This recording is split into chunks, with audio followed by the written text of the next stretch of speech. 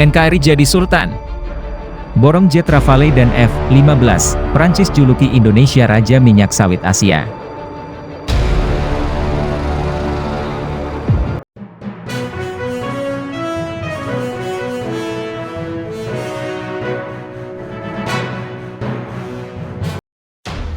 Pembelian 42 unit Rafale Indonesia dari Prancis menelan anggaran besar.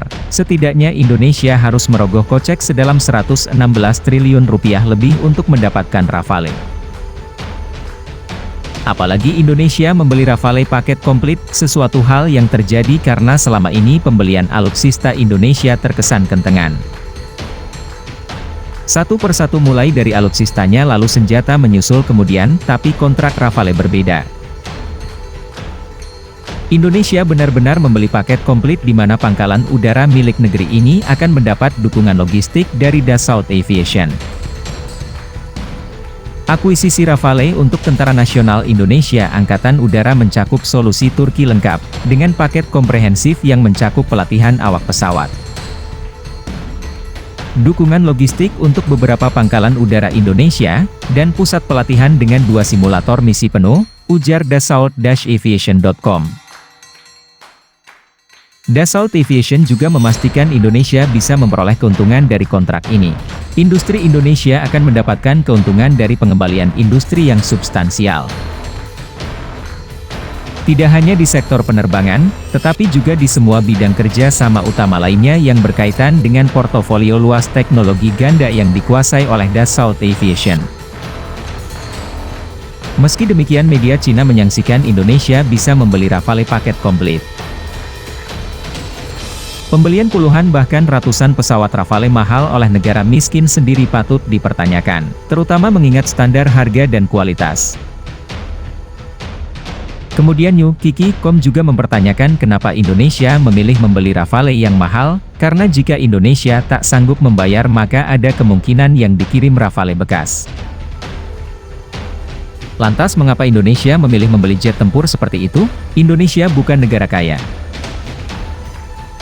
Pembelian Indonesia atas pesanan Rafale dari Prancis tidak bisa stabil, dan bila Indonesia tak bisa membayar 4,8 miliar dolar AS, saat itu dikabarkan Indonesia membeli 36 unit bukan 42 buah Rafale.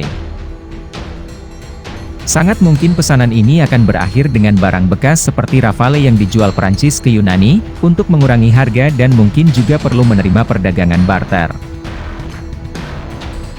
Kemudian soal F-15 Eagle II, Sohu.com menilai jet tempur itu masih harus menjalani berbagai penyempurnaan sebelum maju ke medan perang.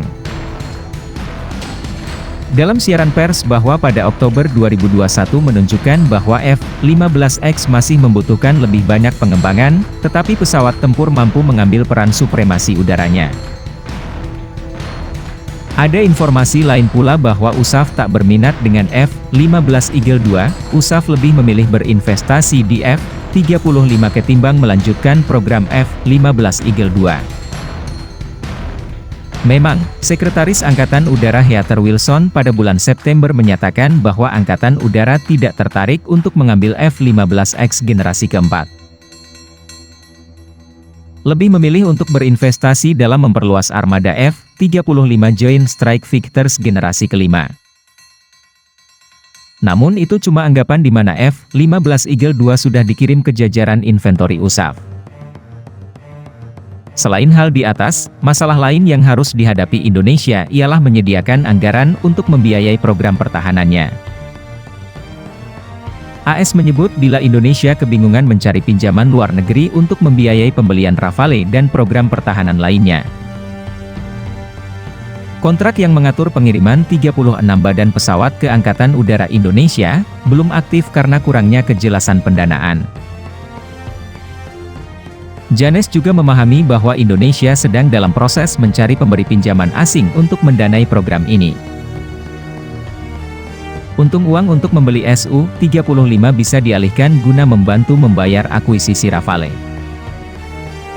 Persyaratan tersebut semakin relevan mengingat Jakarta tidak akan lagi melanjutkan kesepakatan untuk membeli pesawat tempur.